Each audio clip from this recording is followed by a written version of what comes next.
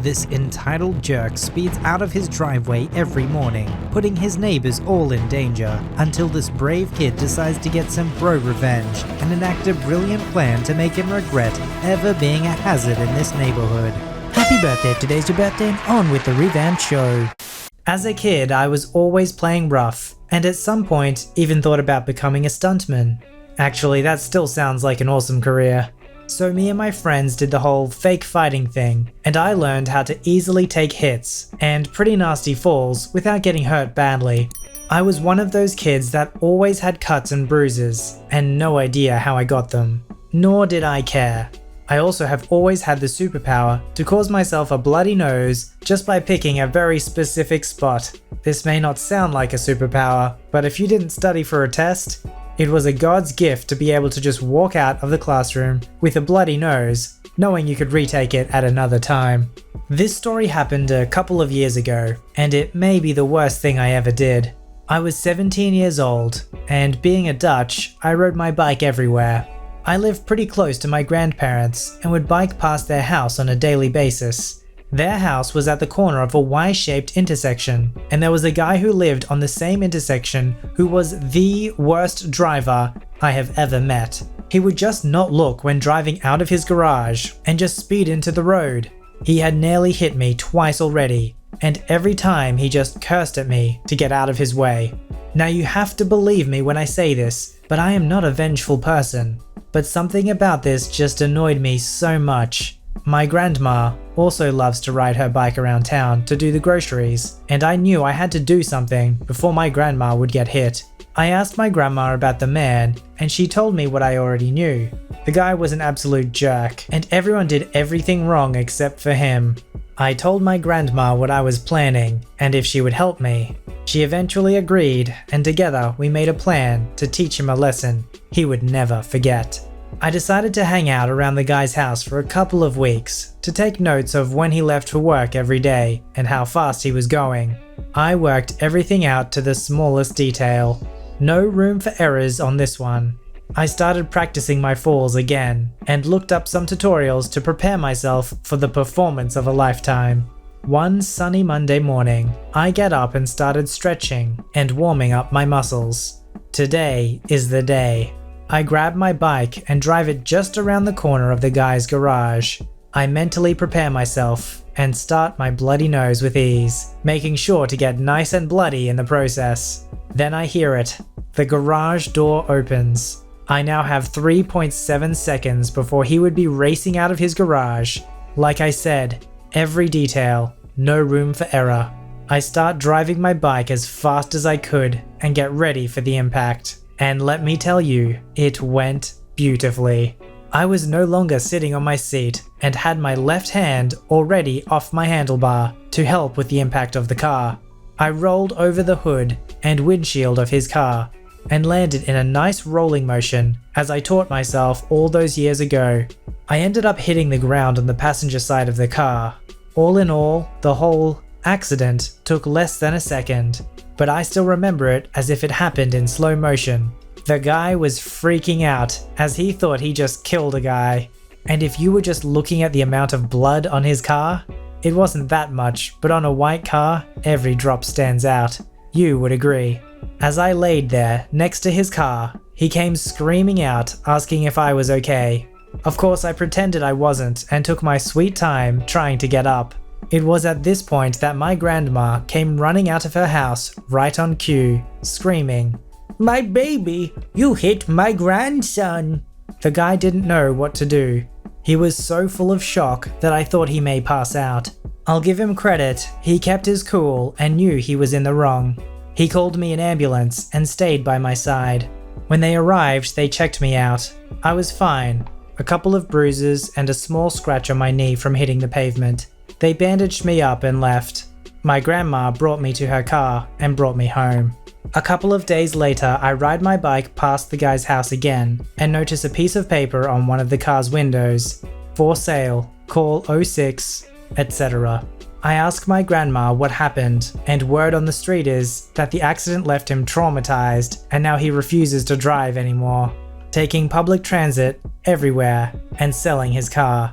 My grandma is happy that she can ride her bike without having to worry, and I am happy that I don't have to worry for her life. We talked about it afterwards, and both of us agree that although what we did was a horrible thing to do to someone, it had to be done before somebody would actually get hurt, and we don't feel any remorse about it.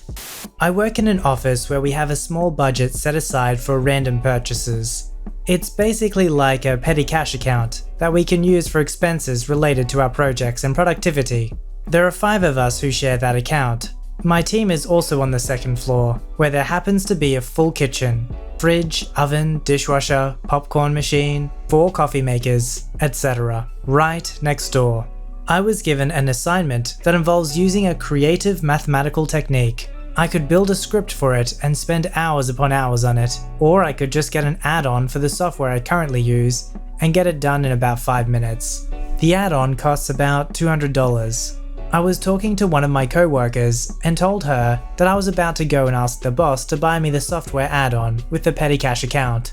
No biggie. He'd do it no problem. Then my co-worker started telling me that she was upset people were stealing her coffee creamer from the kitchen. So she was going to ask the boss to buy her a mini fridge for her desk. That fridge also cost about $200. I didn't think much of it, then left to go to lunch. When I came back, I went to my boss's office and asked him if I could use some of the petty cash funds. He said no because they had just been exhausted and I would have to wait 2 weeks. I explained how I needed the add-on to do my job more efficiently, but he told me, "Sorry, we don't have any money until the 15th. I'm sure you can figure something out." My project was due before then, so I was going to have to make the script. Crap. It took me hours to build a script to do this, because I've never done it before. I had to come in twice overnight as well. I'm salary, so I don't get paid more for coming in extra hours. Sure enough, a few days later, while I was sweating over the script, in walks a delivery man with my co-worker's new mini fridge. I learned through the grapevine that my co-worker knew the petty cash funds were low, so purposefully tried to beat me to the punch. Okay, you want to play this game? I started unplugging her fridge a few months ago. Not every day, but occasionally. I'll unplug it and let it sit for a few days, then sneak back there and plug it back in right before she gets to the office. Every time I do this, everything in that fridge, including her precious creamer, goes bad. She has to clean out the fridge with disinfectant constantly, and sometimes her cubicle smells vaguely of sour milk. The fridge has been exchanged 4 times because it's broken. Every time she's asked to exchange the fridge, my boss has to deal with it because he's the one in charge of the account that made the purchase. He's not happy about it. Yesterday, after the cheese and broccoli incident, they removed her mini fridge permanently from the office. My boss also sent out a memo this morning that says we aren't allowed to make any appliance purchases with the petty cash funds from this point forward, and included a reminder that a full kitchen is right next door. I wonder why he would say that. This happened quite a few years ago. I decided to move from Texas to the Midwest in April to be closer to my father, who had prostate cancer. The previous October, I came up to visit and go apartment hunting. I found a complex I liked in a decent location. They wouldn't let me reserve an apartment 6 months in advance, so I had to wait 4 months before filing out an application, providing proof of income, etc., etc., and choosing an apartment from 1,100 miles away. Sight unseen is no easy task. Lots of phone calls, lots of faxing, lots of trying to decipher floor plans. But I decided on a 2-bed, 2-bath, 1,125 square foot unit for $890, which seemed like an unusually good price. So April finally arrives, and I arrive at the leasing office with my U-Haul packed to the brim. I go in to get my keys, and amongst other things, the woman explains the washer-dryer situation to me. There's a laundry room on every floor, each with 2 washers and 2 dryers. The machines don't take coins, they take tokettes, which are wafer-thin, shield-shaped plastic tokens. Each wash and each dry is 1 tokette. Tokettes are $1 each. They're sold only in packs of 10. They must be purchased from the leasing office during business hours, and the only payment accepted is check. What if I don't want 10? I keep odd hours, so I'm not usually awake in the afternoon. And who wants to waste time with checks? It was all very inconvenient, so I bought a pack on the spot. I get to my apartment and take the toquettes out of the envelope to examine them. Embossed on the back is the manufacturer. I research the manufacturer and find a distributor. I call the distributor to inquire about prices and availability. A box of 1,000 costs $58 plus $10 shipping, and they were in stock. Wowza. So I ordered one box and had it sent to my parents' house, lest the management office become suspicious. Now instead of $1 per wash and $1 per dry, each is costing me just 6.8 cents, and I have enough to last me years. Perfect. Fast forward to August. There are letters on everyone's door notifying residents that the building is going condo and that tenants had first dibs on purchasing their units, or the units would be sold and we'd be at the mercy of the new owners. What the actual frick? I'm gonna be honest with you, I wasn't even fully unpacked at this point. I never would have gone to the trouble of arranging for housing from across the country at this complex if I'd known I'd have to either purchase the apartment or risk my rent going way up. And that's why the rent was so low in the first place. They were trying to get as many occupants as they could, hoping we'd just buy our units, or the new owner of the unit would already have vetted tenants, making it attractive for prospective buyers. I was just ticked about having to move again. So, later that night, I put signs on everyone's door.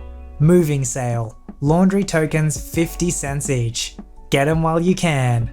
My phone started ringing at 7 a.m. I made over $300 that day. I immediately ordered a few more boxes and put signs up in every building on the property the following week. My phone started blowing up even earlier that time.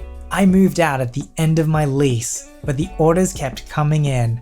I divvy up each new box of tokens into little zip baggies in 10, 20, 25, 50, and 100 count increments. My customers' phone numbers were stored in my phone by building address and unit number. When they called, something like 4100#215 would show up in my caller ID. They'd tell me how many they needed. I'd deliver it to their door. I was like a drug dealer. I made several deliveries a week for a year. But then the machines were switched to coin-operated ones, and now they were calling for refunds. The management office was refunding residents full price for their unused tokens. So I instructed them to discard the little baggie they came in, take them back to the office, and they'll be given a full $1 for each one, netting them a profit of 50 cents each. In the end, I made about $3,000, which means I bilked the complex out of $6,000. I have no idea if the sharp decline in token sales was the impetus behind the switch. I recently moved out of my parents' home around 8 months back and into my own apartment just down the road from theirs, and it's been relieving. Some backstory. They both got their set of problems, but it is my dad in particular that is one of the worst people I have met in my life. He is that kind of person that is so bloody self-centered that he will never see any wrong in what he himself does and instead pins it on whoever he can. He is someone who's a pathological liar, and he will lie when it comes to just about anything if it's gonna end up benefiting him. This still rung true when I was younger, but only got extreme when I started getting into my teens and after an accident. My dad had a run-in with heart failure and was stuck in the hospital for a few weeks. When he came back home, we knew that he wouldn't be able to do what he had done before. He could no longer work, for example, and smaller tasks would be very hard on him. I have full understanding of this, and at first, he still did what he could, and we helped out some more. A few months in, however, he started improving, and what he would demand got oh so worse. I was around 13 when this happened, and I had a rough time in school. I was bullied, as many often are, and so I was, and still am, in a pretty bad headspace. Not only due to school, but due to other issues that my dad in particular would lay on at home. Not to sugarcoat it, he made my life a living and breathing hell on earth. Not gonna lie, I was lazy, as teens are. especially during that time. I had a rough time with cleaning my room. I didn't want to do chores, but if asked with a respectful tone, I would, albeit begrudgingly, do what I was asked. Until it started slowly. My mum would ask him to do a small task during the day when he was working, such as take out the trash or do the dishes. Nothing hugely exhausting, yet he just simply wouldn't do it when she came back home. This turned into him blaming things on me. I had come home earlier than my mum from school and claiming that he asked me to do the dishes, which he never did, to get out of trouble. My mum sadly believed him, and I would be put under hellfire. It continued. When he started to realize he could just get me to do everything for him instead, it got mad. Soon I'd get demands from him constantly. Do the dishes. Fine. I'll do them. Take out the laundry. Sure, fine. But then he got mean. Mean, demeaning, and ridiculous. What used to be somewhat reasonable requests became stupid. He started calling me out of my room just so that I could go across the house and fetch his phone for him, just because he didn't want to stand up. He'd get me to fetch him his glasses, a glass to drink out of, food, everything, as if I was a butler. And he didn't do it nicely now and then. He did it every single day, at least once an hour. Yet, I did it. At the start, I thought he was sick, but soon it became clear that he was overplaying his sickness. Whenever it was something that he wanted to do, i.e. go fetch a car or walk the dog, he walked the dog for 2 hours and refused to go fetch his phone 3 meters away. He'd be absolutely fine. No exhaustion, no nothing. And sure, you have your good days and bad days, but this was constant. And it wasn't just him asking me something. He was mean. He would call me names. He wouldn't say, "Could you please?" He would say, "Hey idiot, go do this." It was when I was 14 and a half that I started rebelling, just slightly, both due to the clear cause that no, he was not as sick as he was making himself out to be, but he was also refusing to do the most minute things for me. If he went to the kitchen to get a glass of water and I asked him to get a glass for me too, he would 99 out of 100 times say no, even though it was literally just a single trip. I could ask him to reach me the TV remote if it laid in front of him on the table, and he'd say no and get me to stand up irregardless. It would have been him stretching a bit to hand it. These kinds of things that he simply refused to do, and I hated it. I absolutely loathed it, and his excuses became worse. Once claiming that he had a full-blown heart attack earlier in the day to get out of vacuuming the floors. Heck, once I was on freaking crutches due to a messed up spine, he made me go to the store at 10 PM to get him chocolate in a snowstorm. I wish I could make this up, but the rebelling wasn't a lot. It was me refusing to do certain things, or just make a scene and try and reason with him, which hardly discouraged him. So, finally, it reached a boiling point for me. I was tired of his stupid ways. I was tired of the excuses. I simply stopped caring. Up until that point, I was about 17 or 18 years old. I had been reasonable. Sure, I had been a bit of a less than nice person now and then, rebelling by muttering things under my breath, pretending I didn't hear him, but by then, I no longer gave a cent. The pure satisfaction I'd feel from saying such a simple 2-letter word to his face when he asked something was bliss. To see his face drop and fill with anger when he realized that his personal servant would no longer serve. I just said no. I said no to everything he demanded of me. It didn't matter what it was. Petty, darn right it was, but it was so satisfying to see his resolve crumble. "Go get me something to drink." "No," was what I said before I went back to my room. "I need you to go to the store." "Nope." "Get my phone." "Nup." It no longer mattered what he asked. I said no. If my mum asked something of me, I did it. She always asked me in a respectful manner, and she asked reasonable things of me. Did me saying no cause a tear in my family? Absolutely. Did I care? Not really. It was already bad. Eventually I moved out. As mentioned earlier in the story, and me living just down the road from my parents, conveniently close to the store, makes my dad think still that I can just drop everything and do errands for him. Only that now, I don't have to live with him. When I say no to things, it doesn't matter.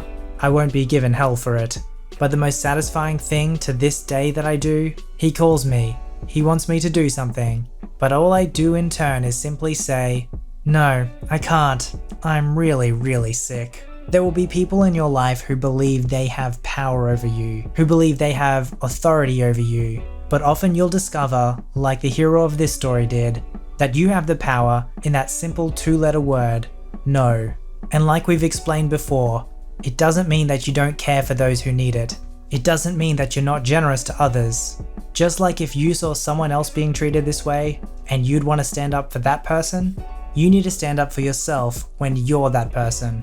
Sometimes you just need to say no.